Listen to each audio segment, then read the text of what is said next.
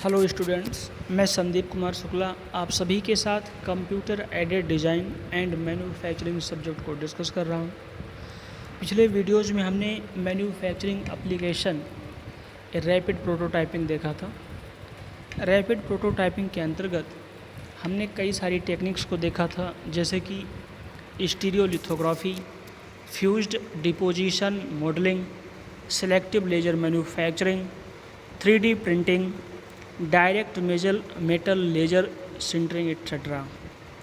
ठीक है, तो उस चैप्टर के अंतर्गत ये जो मैन्युफैक्चरिंग की एडवांस टेक्निक्स हैं, जिनकी सहायता से हम किसी डिजिटल ड्राइंग मॉडल को एक फिजिकल प्रोटोटाइप मॉडल में कन्वर्ट कर पाते हैं, उन टेक्निक्स के बारे में देखा था।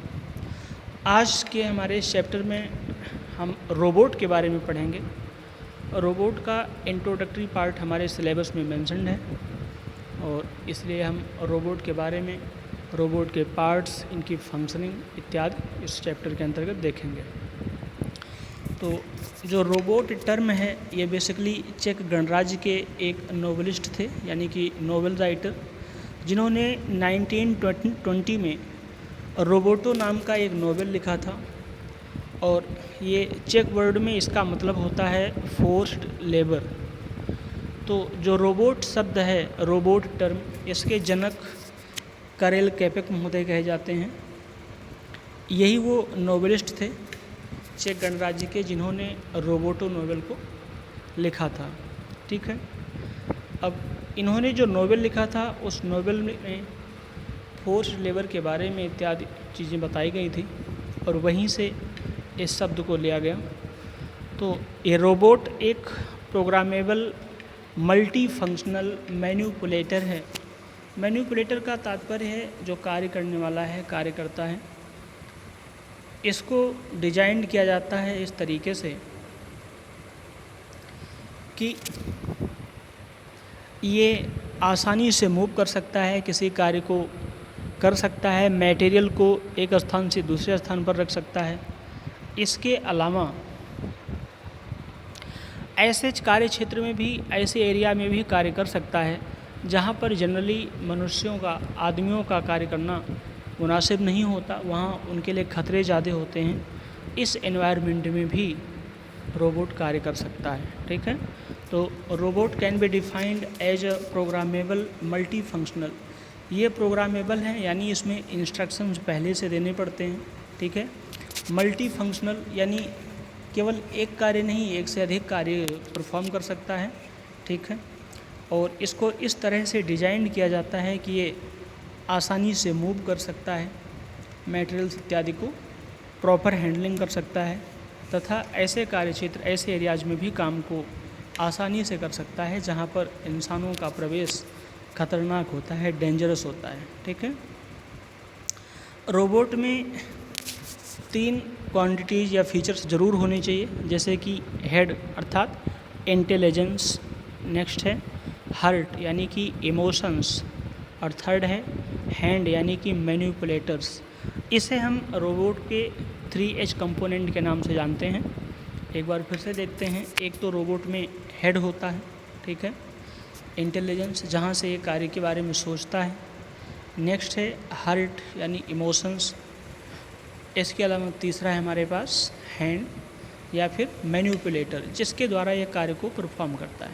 ठीक है, अब जो इंटेलिजेंस की बात की जा रही है, तो ये आर्टिफिशियल इंटेलिजेंस होती है। ठीक है, और इमोशंस के द्वारा इसे इस बात की जानकारी मिलती है कि क्या गलत है और क्या सही है। ठीक है, तो रोबोट चूँकि एक यंत्रवत मानव है, यानी यंत्र के अनुसार कार्य करता है, इसलिए ये ज़रूरी है कि इसे किसी नियम के अंतर्गत बांध के रखा जाए ताकि ये कभी वायलेंट ना हो जाए। ठीक है, इसीलिए रोबोट को गवर्न करने के लिए बेसिकली आइजैक एसिमोव ने 3 नियम का प्रतिपादन किया था, जिसमें पहले नियम को जीरोथ लॉ कहा जाता है। इस नियम के अनुसार रोबोट कभी भी मनुष्यों को नुकसान नहीं पहुंचाएगा। ठीक है, इन्होंने कहा था a robot shall never injure humanity, मानवता को नुकसान नहीं पहुंचाना चाहिए। और अथवा through any means or actions is not allowed to harm humanity. मतलब या तो डायरेक्टली या इनडायरेक्टली किसी भी कीमत पर किसी भी तरह ये मानवता को नुकसान नहीं कर पाएगा। This law can never be violated under any circumstances. और इस नियम का उल्लंघन रोबोट कभी भी किसी भी परिस्थिति में नहीं कर सकता। ठीक है, ध्यान रहे यहाँ मानवता शब्द को उल्लेख किया गया है, मानव को नहीं। ठीक है, यानी अगर रोबोट को लगता है कि कोई ऐसा डेंजरस पर्सन है जो एक मास लेवल पर ह्यूमैनिटी को खतरा कर सकता है, तो उस इंसान को वो गिरा सकता है, उसको मार सकता है, लेकिन ये किसी भी कीमत पर मानवता के साथ छेड़छाड़ नहीं करेगा, मानवता को किसी भी कीमत पर नुकसान नहीं पहुंचाने वाला है। ये फर्स्ट लॉ था, जीरोथ लॉ। ठीक है, फिर से सुन लीजिए। A robot shall never injure humanity or through any means or actions is not allowed to harm humanity. किसी भी कीमत पर डायरेक्ट अथवा इनडायरेक्ट रूप से किसी भी अवस्था में ये ह्यूमैनिटी को नुकसान नहीं पहुंचाएगा। ठीक है, उसके बाद दूसरा नियम है, जैसे फर्स्ट लॉ कहा गया, रोबोट सेल नॉट इंज्योर और हार्म एनी ह्यूमन।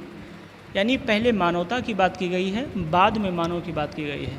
और अथवा through any action is not allowed to injure any human at any circumstances unless it violates zeroth law. ठीक है, बात समझ में आई होगी। दूसरे नियम में आइजैक एसिमोव ने कहा कि रोबोट किसी भी अवस्था में किसी भी परिस्थिति में किसी मनुष्य को भी नुकसान नहीं पहुंचाएगा जब तक कि उस मनुष्य के द्वारा पहले नियम का उल्लंघन ना हो रहा हो, अर्थात वो मानवता के लिए खतरा ना उत्पन्न हो रहा हो। ठीक है, और तीसरा नियम है, a robot has to obey all the commands given by humans except the commands which violates first law और zeroth law।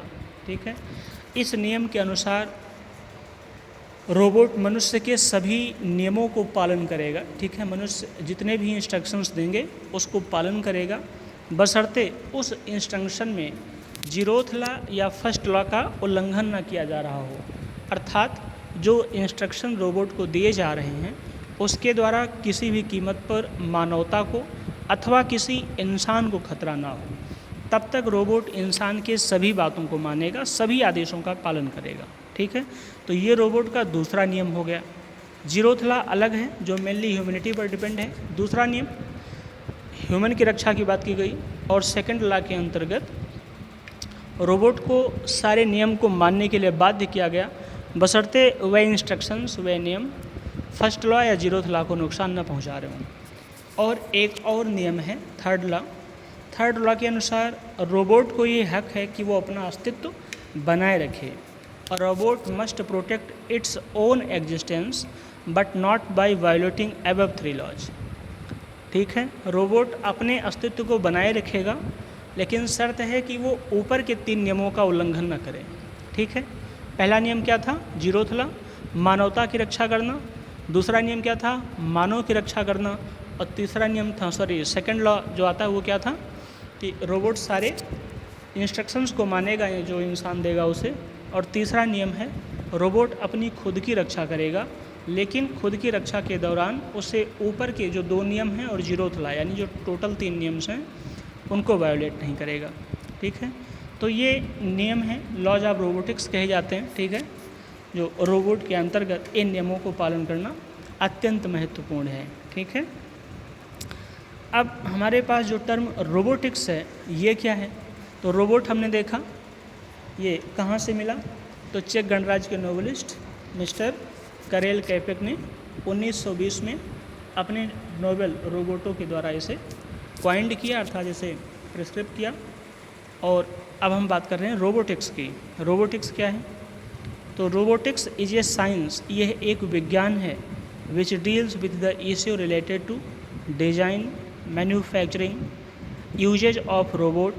ठीक है, तो रोबोटिक्स एक विज्ञान है जिसके अंतर्गत हम रोबोट के डिजाइन से संबंधित, मैन्युफैक्चरिंग से संबंधित अथवा उपयोग से संबंधित इश्यूज को पढ़ते हैं, देखते हैं। ठीक है, इन 1942 में the term robotics was introduced by Isaac Asimov in his story named run around. ठीक है, 1942 में आइजक महोदय ने एक कहानी लिखा था, ठीक है, और नैरेट किया था, और इस कहानी का नाम था रन अराउंड। इस रन अराउंड स्टोरी में इन्होंने रोबोटिक्स शब्द का इस्तेमाल किया था।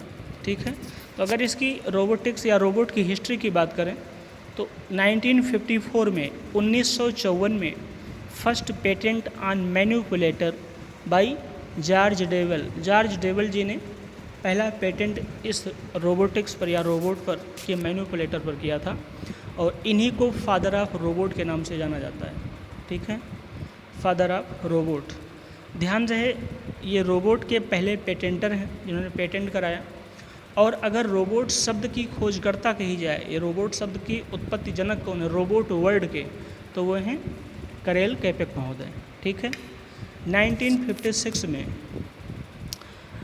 जोसेफ एंजल वर्जर, ठीक है, started the first robotics company जिसका नाम था यूनिमेशन। ठीक है, तो 1956 में पहली रोबोटिक्स कंपनी शुरुआत हुई जिसका नाम था यूनिमेशन। ठीक है, नेक्स्ट देखते हैं। यहाँ भी रोबोट के डेफिनेशंस के बारे में किया गया है जो आप देख सकते हैं आसानी से। रोबोट एक मशीन है जो इस तरह से निर्मित होता है कि एक से ज़्यादा काम खुद को ही एक गति और शुद्धता के साथ पूरा कर सकता है। ठीक है, इसके अलावा कहा गया यूसी वर्कले के अनुसार एक रोबोट शारीरिक रूप से समाविष्ट किया गया आर्टिफिशियली इंटेलिजेंस एजेंट है जो भौतिक दुनिया पर प्रभाव डालने वाले कार्य कर सकते हैं। ठीक है, तो ये कुछ इम्पोर्टेंट डिफिनीशंस हैं जिसे आप देख सकते हैं। अब रोबोट की हिस्ट्री अभी हमने जो बात की थी वही सारी बातें इसमें मेंशन्ड है। खैर, रोबोटिक्स के नियम हमने आपको बता ही दिए। एक रोबोट पहला जीरोथला था, इसके अंतर्गत क्या था, रोबोट किसी भी कीमत पर किसी भी स्थिति में मानवता को नुकसान नहीं पहुंचाएगा। उसके बाद रोबोट का फर्स्ट नियम था रोबोट किसी इंसान को घायल नहीं करेगा। ठीक है, उसके बाद दूसरा नियम था रोबोट मानव द्वारा दिए गए आदेशों का पालन करेगा, और तीसरा था रोबोट स्वयं की रक्षा करेगा, बशर्ते तीनों ही नियम के साथ कंडीशंस लगे हैं, तीनों ही नियम एब्सोल्यूट नहीं हैं। ठीक है, ध्यान दें इस बात का। ये लॉज पूछे जा सकते हैं वाइवा के दौरान। उसके बाद है हमारे पास degree of freedom of a system. तो डिग्री ऑफ फ्रीडम की मतलब होती है स्वतंत्र कोटि। ठीक है, या एक ऐसा सिस्टम जिसके अंतर्गत कोई का हमारा कंपोनेंट कितने डायरेक्शंस में स्वतंत्रतापूर्वक मूव कर सकता है। ठीक है, तो it is defined as the minimum number of independent parameters variables coordinators need to describe a system completely. ठीक है, यानी किसी पदार्थ की, किसी वस्तु की, किसी ऑब्जेक्ट की पोजीशंस को कम्प्लीटली डिस्क्राइब करने के लिए हमें मिनिमम कितने नंबर ऑफ इंडिपेंडेंट वेरिएबल्स की आवश्यकता होती है, यानी कितने स्वतंत्र चरों के द्वारा हम किसी वस्तु की पोजीशन को अच्छे से डिस्क्राइब कर सकते हैं या उसे लोकेट कर सकते हैं, उसे बाउंड कर सकते हैं। ठीक है, तो जितने मिनिमम नंबर ऑफ स्वतंत्र चर होते हैं उस वस्तु की पोजीशन को डिस्क्राइब करने के लिए वही उसकी डिग्री ऑफ फ्रीडम कही जाती है। ठीक है, अब मान लीजिए हमारे पास कोई पॉइंट है किसी 2D के अंतर्गत। पॉइंट आप जानते हैं एक ऐसी एंटिटी जिसमें थिकनेस विड्थ कुछ भी नहीं होती, एक डॉट के रूप में होता है। तो इसकी डिग्री ऑफ फ्रीडम 2 हो सकती है, या तो ये x डायरेक्शन में मूव कर सकता है, ये y डायरेक्शन में। ठीक है, अगर ये हमारा कोई प्लेन है 2D प्लेन, तो इसमें अगर कोई पॉइंट है तो या तो x के अलॉन्ग जा सकता है या फिर ये y के अलॉन्ग जा सकता है। तो किसी पॉइंट की 2D में जस्ट केवल 2 डिग्री ऑफ फ्रीडम होगी। वहीं अगर कोई रिजिड बॉडी है, ठीक है, 3D में, और अगर यही पॉइंट हमारा 3D स्पेस में है तो उसकी 3 डिग्री ऑफ फ्रीडम हो जाएगी, क्योंकि वो x के अलॉन्ग भी मूव कर पाएगा, y के अलॉन्ग और z के अलॉन्ग। इसके अलावा अगर कोई रिजिड बॉडी है तो 3 डायमेंशन में यानी स्पेस में उसके 6 डिग्री ऑफ फ्रीडम हो जाते हैं। कैसे? अगर मान लीजिए हमारे पास 3 एक्सिस हैं इस प्रकार से x, y और z, तो x के अलॉन्ग मूव भी कर सकता है और x के अलॉन्ग रोटेट भी कर सकता है। इसी प्रकार y के अलॉन्ग मूव करेगा और y के अलॉन्ग रोटेट भी करेगा। सिमिलरली z के अलॉन्ग मूव भी करेगा और रोटेट भी करेगा। तो इस प्रकार से अगर कोई सॉलिड बॉडी है, सॉलिड ऑब्जेक्ट है, तो इन 3D स्पेस में उसकी 6 डिग्री ऑफ फ्रीडम हो जाएगी। ठीक है, नेक्स्ट है हमारे पास रिडंडेंट मैनिपुलेटर कौन होते हैं। तो ये either a special manipulator with more than 6 degree of freedom और a planar manipulator with more than 3 degree of freedom. तो अगर कोई प्लेनर सिस्टम है और उसकी डिग्री ऑफ फ्रीडम 3 से ज़्यादा है तो उसे हम क्या कहते हैं, रिडंडेंट मैनिपुलेटर है, ठीक है। और अगर कोई स्पेस में मैनिपुलेटर है और उसकी डिग्री ऑफ फ्रीडम 6 से ज़्यादा है तो भी उसे क्या कह देते हैं, रिडंडेंट मैनिपुलेटर। अच्छा, कोई ऑब्जेक्ट है अगर 2D में रखा है, मान लिया मैंने कहा कोई सॉलिड ऑब्जेक्ट है और कहाँ रखा है, 2D में, तो उसकी 3 डिग्री ऑफ फ्रीडम हो जाती है। याद रखना सॉलिड की, मैं पॉइंट की बात नहीं कर रहा, सॉलिड की, ठीक है। तो वो क्या करेगा, एक्स के अलॉन्ग भी मूव कर लेगा, वाई के अलॉन्ग भी मूव कर लेगा, पर जेड के अलॉन्ग ट्रांसलेट तो नहीं कर पाएगा, रोटेट कर लेगा, क्योंकि जेड ऐसे परपेंडिकुलर डायरेक्शन होगी इस पॉइंट पर और इसके अलॉन्ग वो रोटेट कर सकता है। तो इस प्रकार से अगर कोई 3D ऑब्जेक्ट है तो 2D प्लेन में उसकी 3 डिग्री ऑफ फ्रीडम हो सकती है और स्पेस में उसकी 6 डिग्री ऑफ फ्रीडम हो सकती है। ध्यान रहे, अगर 2D प्लेन में उस मैनिपुलेटर की 3 से ज़्यादा डिग्री ऑफ फ्रीडम हो जाएगी तो उसे हम रिडंडेंट मैनिपुलेटर कह देते हैं, और अगर 3D स्पेस में 6 से ज़्यादा हो जाती है तो भी उसे रिडंडेंट मैनिपुलेटर कहा जाता है, ठीक है। अब उसके बाद हमारे पास है नेक्स्ट अंडर एक्चुएटेड मैनिपुलेटर। ये अंडर एक्चुएटेड मैनिपुलेटर क्या होता है, तो either a special manipulator with less than 6 degree of freedom और a planar manipulator with less than 3 degree of freedom. तो इसे क्या कह देते हैं, अंडर एक्चुएटर, ठीक है। तो हमारे पास मैनिपुलेटर 2 प्रकार के हो गए, एक तो रिडंडेंट और दूसरा अंडर एक्चुएटर। अंडर एक्चुएटर में क्या होगा, इनकी जो डिग्री ऑफ फ्रीडम प्लेन में है, 2D प्लेन में, वो 3 से कम हो जाएगी और स्पेस में 6 से कम हो जाएगी। तो जब किसी मैनिपुलेटर की degree of freedom 2D plane में 3 से कम हो जाए तो उसे क्या कह देंगे, अंडर एक्चुएटर है ये, और अगर स्पेस में 6 से कम है तो भी अंडर एक्चुएटर कहा जाएगा। और अगर उसकी डिग्री ऑफ फ्रीडम 2D में एग्जैक्टली 3 है और स्पेस में एग्जैक्टली 6 है तो उसे हम एक फुल फ्लेंज मैनिपुलेटर कह देते हैं, यानी कंप्लीट मैनिपुलेटर है, ठीक है। रिप्रेजेंटेशन ऑफ जॉइंट्स को हम फिलहाल आगे भी पढ़ेंगे, पर जल्दी से एक नज़र में इनको देख लेते हैं कि किसी रोबोटिक्स में जॉइंट को किस प्रकार से रिप्रेजेंट किया जाता है। तो अगर कोई रिवोल्यूट जॉइंट है, रिवोल्यूट समझ रहे हैं, किसी पॉइंट के अराउंड या किसी एक्सिस के अराउंड रिवॉल्व कर रहा है, तो उस जॉइंट को हम इस प्रकार से रिप्रेजेंट करते हैं। ये रिवोल्यूट जॉइंट के लिए है, ठीक है। सिंपल फॉर्म में इस प्रकार से और एक्चुअली इस ढंग से होता है। इसके अलावा हमारे पास है प्रिज्मेटिक जॉइंट।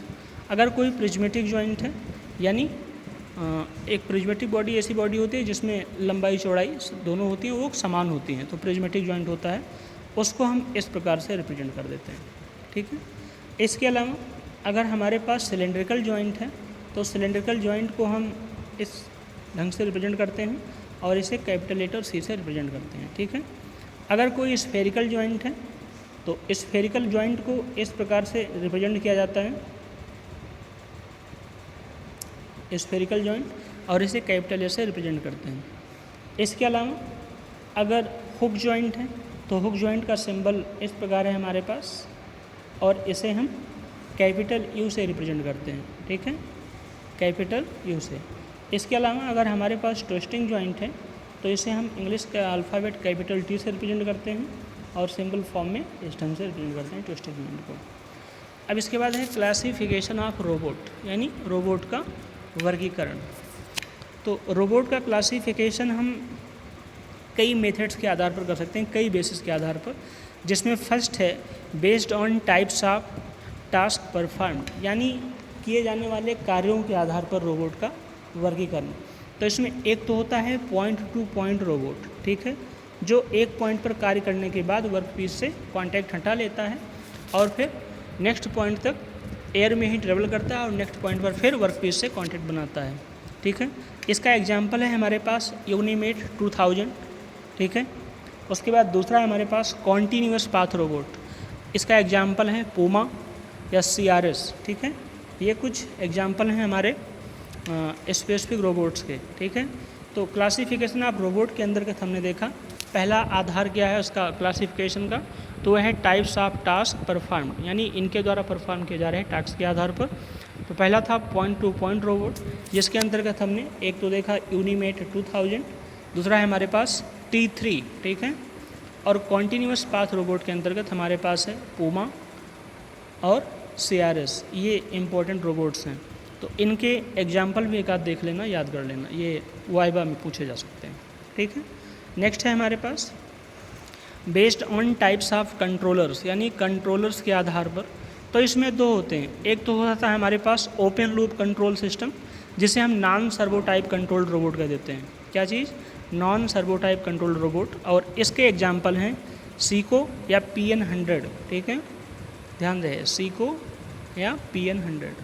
उसके बाद और इसकी अगर हम विशेषता की बात करें तो ये लेस एक्यूरेट होता है, लेस एक्सपेंसिव होता है, क्योंकि आप जानते हैं जो ओपन लूप कंट्रोल सिस्टम है इसमें फीडबैक मैकेनिज्म नहीं होता है। ऑब्वियस है ये जो क्लोज लूप है उसकी अपेक्षा थोड़ा सा लेस एक्यूरेट होगा। ठीक है, दूसरा है हमारे पास क्लोज्ड लूप कंट्रोल्ड सिस्टम, इसे हम सर्वो कंट्रोल्ड रोबोट भी कह देते हैं। और इसका एग्जांपल है यूनिमेट 2000, पूमा या T³ या T³ या T3 बोल देते हैं इसे। ठीक है, ये क्लोज ओपन लूप की अपेक्षा ज़्यादा एक्यूरेट है और एक्सपेंसिव भी ज़्यादा होगा। ठीक है, तो ये हमारे पास अभी दो बेस हो गए रोबोट के क्लासिफिकेशन का। पहला था on the basis of type of task perform और दूसरा है on the basis of types of controllers. ठीक है, नेक्स्ट है हमारे पास बेस्ड ऑन कॉन्फ़िगरेशन, यानी इनके बनावट, संरचना इत्यादि के आधार पर, तो या फिर कह सकते हैं कोऑर्डिनेट सिस्टम के आधार पर। ठीक है, तो इसमें सबसे पहला हमारे पास आता है कार्टेशियन कोऑर्डिनेट रोबोट। ठीक है, कौन सा?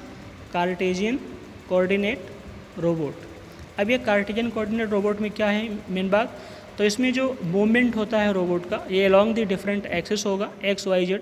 इसके अलावा ये या तो स्लाइडिंग मोशन करेगा या प्रिज्मेटिक जॉइंट है इसमें, और इसे हम SSS या फिर PPP के द्वारा रिप्रेजेंट कर सकते हैं।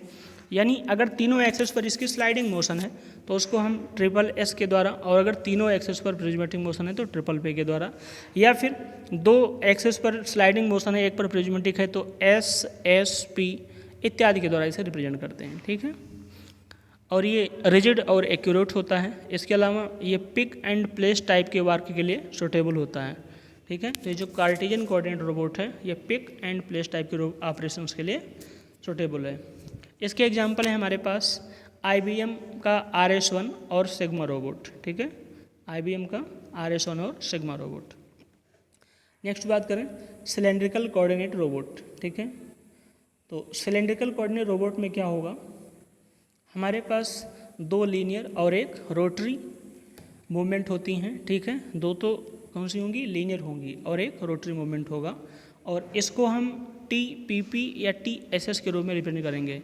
तो जो रोटरी होगा उसे T से, और जो लीनियर हैं वो या तो प्रिज्मेटिक होंगे या स्लाइडिंग होंगे, उन्हें P या S से रिप्रेजेंट करते हैं। ठीक है, और इसका उपयोग कहाँ करेंगे? तो पार्ट्स हैंडलिंग में या ऑब्जेक्ट मैन्युफैक्चरिंग के अंतर्गत मटेरियल हैंडलिंग के रूप में इसका उपयोग हम कर लेते हैं। ठीक है, नेक्स्ट है हमारे पास, और एक बात है इसकी इम्पोर्टेंट बता दूँ कि लेकिन जो फ्लोर पर पड़े ऑब्जेक्ट हैं उन तक इसकी पहुंच नहीं हो पाती है, और इसका जो डायनेमिक परफॉर्मेंस है थोड़ा सा पुअर है। एग्जांपल इसका है वर्सट्रॉन 600। ठीक है, नेक्स्ट है हमारे पास स्फेरिकल कोऑर्डिनेट या फिर polar coordinate robot. Spherical coordinate या पोलर कोऑर्डिनेट रोबोट, ये क्या है? तो इसमें एक लीनियर और दो रोटरी मूवमेंट होती है। सिलेंड्रिकल में क्या था? दो लीनियर और एक रोटरी था, पर स्फेरिकल में एक लीनियर और दो रोटरी मूवमेंट है। इसका रिप्रेजेंटेशन कैसे करेंगे? TRP या TRS। ठीक है, T और R ये रोटरी वाले हैं, और जो लीनियर है वो इसे या तो प्रिज्मेटिक होगा या स्लाइडिंग होगा। स्लाइडिंग होगा तो S से, और अगर प्रिज्मेटिक होगा तो P से। ठीक है, suitable for handling parts objects in manufacturing, ये भी सेम कार्य कर सकता है जो सिलेंड्रिकल ऑब्जेक्ट करते हैं, सिलेंड्रिकल रोबोट्स। इसके अलावा ये जो ज़मीन पर पड़े ऑब्जेक्ट हैं उसको भी आसानी से हैंडल कर सकता है, उठा सकता है, जबकि सिलेंड्रिकल रोबोट थोड़ा सा उसमें प्रॉब्लम क्रिएट करता है, अर्थात अगर कोई फर्श पर ऑब्जेक्ट पड़ा हुआ है तो उसे वो नहीं उठा पाता, नहीं हैंडल कर पाता है। ठीक है, ये अंतर आ जाता है किसके बीच में? सिलेंड्रिकल और स्फेरिकल रोबोट के अंतर्गत। ठीक है, नेक्स्ट अगर बात करें इसका, स्फेरिकल रोबोट के एग्जांपल है हमारे पास यूनिमेट 2000। नेक्स्ट है रिवोल्यूट कोऑर्डिनेट या फिर आर्टिकुलेटेड कोऑर्डिनेट रोबोट। इसमें क्या है?